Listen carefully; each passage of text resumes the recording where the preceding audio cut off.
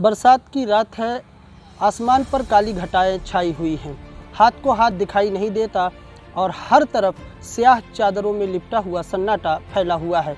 ऐसे में एक काफिला सहरा में आंखें फाड़ फाड़ कर रास्ते की तलाश कर रहा है। ऐसा ही कुछ हाल 1857 के गदर के बाद भारत के मुसलमानों का था। मैं इम्तियाज़ नदवी स्वागत करता हूं अपने ख़ास कार्यक्रम तारीख़ के पन्ना में।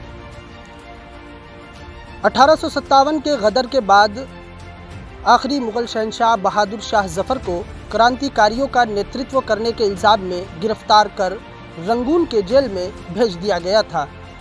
जिस लाल किले पर भारत का झंडा शान से फहराया जा रहा था, उस झंडे को उतारकर अंग्रेज़ों ने अपना यूनियन जैक लहरा दिया था।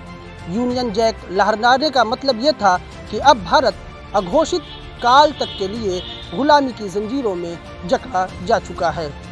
लेकिन सबसे बड़ा सवाल ये है कि क्या ये सब अचानक यूं ही हो गया? तो जवाब मिलता है कि नहीं। 16वीं सदी के आखिरी के सालों में ब्रिटिश व्यापारी ईस्ट इंडिया कंपनी का परचम अपने जहाज़ों पर लहराते हुए भारत में दाखिल हुए। अंग्रेज़ों की साजिशों से अनजान मुग़ल बादशाह जहांगीर ने अंग्रेज़ों को हिंदुस्तान के अंदर व्यापार करने की इजाज़त दी और उन्हें सूरत में अपने व्यापारिक गोदाम बनाने की भी इजाज़त दे डाली। इसके बाद अंग्रेज़ों ने सूरत, मुंबई, कोलकाता एवं चेन्नई में अपने माल गोदाम बनाने शुरू किए। माल गोदाम की आड़ में ईस्ट इंडिया कंपनी ने अपनी फौजी ताकत बढ़ानी शुरू की। कंपनी के तत्कालीन डायरेक्टर सर जॉन चाइल्ड्स ने अपनी फौजी ताकत को बढ़ाने के लिए ब्रिटिश महारानी एलिजाबेथ से एक अफसर की मांग की और वो अफसर इंडिया पहुंचा। इंडिया में पहुंचने के बाद इन्होंने अपनी फौजी ताकत को धीरे धीरे बढ़ाना शुरू किया। एक वक्त ऐसा आया कि कोलकाता में फोर्ट विलियम, मद्रास में सेंट जॉर्ज किला और उसके अलावा मुंबई में कई कोठियाँ अंग्रेज़ों ने बना ली। इन कोठियों के आड़ में अंग्रेज़ों ने अपनी फौजी ताकत को इस तरह से बढ़ाना शुरू किया कि वह एक दिन मुग़ल शहंशाह को टक्कर देने का भी ख्वाब देखने लगे। और सिर्फ ख्वाब ही नहीं देखा, बल्कि उन्होंने बंगाल के इलाके हुगली और चिटगांव पर हमला कर अपने कब्ज़े में ले लिया। इसकी खबर जब तत्कालीन मुग़ल शासक औरंगज़ेब को हुई तो औरंगज़ेब ने अपने सिपहसालार एवं बंगाल के गवर्नर शाइस्ता खान को हुक्म दिया कि वो अंग्रेज़ों के खिलाफ जंग लड़े। इतिहास में अंग्रेज़ों के खिलाफ सबसे पहला युद्ध यहीं पर लड़ा गया था। इस युद्ध में अंग्रेज़ों को शर्मनाक हार का सामना करना पड़ा, जिसके बाद अंग्रेज़ों से ये तमाम माल गोदाम छीन लिए गए और अंग्रेज़ अफसरों को बंधक बना लिया गया। शर्मनाक हार के बाद अंग्रेज़ अफसरों ने मुग़ल शासक औरंगज़ेब के दरबार में हाजिरी लगाकर माफ़ी की दरख्वास्त की।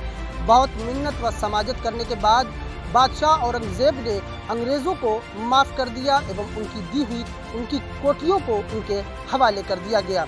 साथ ही यह शर्त लगाई गई कि हिंदुस्तान में जिन लोगों से अंग्रेज़ों ने कर्ज लिया है, उनके कर्ज की अदायगी तत्काल की जाए। साथ ही सर जॉन चाइल्ड्स को तत्काल भारत छोड़कर वापस जाना होगा। इसके बाद अंग्रेज़ों ने अगले 50 वर्षों तक शांति के साथ हिंदुस्तान में अपने व्यापार को बढ़ाने का काम किया। मुग़ल शासक औरंगज़ेब का देहांत 17वीं सदी के शुरुआती दौर में हो गया, जिसके बाद भारत में गृह युद्ध जैसे हालात पैदा हो गए। मुग़ल शहजादों की आपसी जंग का फायदा उठाते हुए अंग्रेज़ों ने एक बार फिर से अपनी पुरानी कारिस्तानी शुरू कर दी और भारत पर कब्जा करने का ख्वाब देखना शुरू कर दिया। अपनी फौजी ताकतों को बढ़ाने लगे। चेन्नई के अलावा कोलकाता के फोर्ट विलियम एवं मुंबई में इन्होंने बंदरगाहों पर कब्जा कर लिया। बंदरगाहों पर कब्जा जिस समय हो रहा था, उस वक्त मुग़ल फ़ौजें आपस में ही टकराई हुई थीं।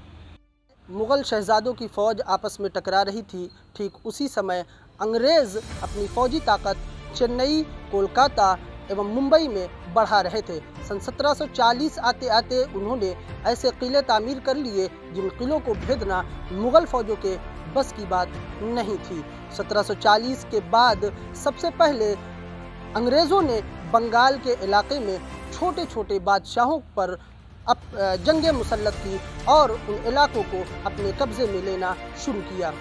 कभी भी ताकत के बल पर राज करने में कामयाब नहीं हुए, बल्कि उनकी सबसे बड़ी पॉलिसी थी साजिश, मक्कारी, डिवाइड एंड रूल।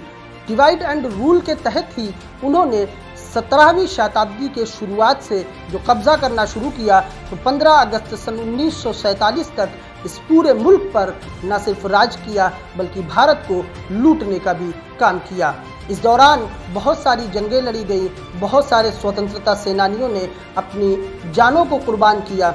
ऐसे ही कुछ गुमनाम शख्सियतों से जुड़ी कहानियों के साथ हम आपको अपने खास कार्यक्रम तारीख के पन्ना में उनकी दास्तानें सुनाने का काम करेंगे।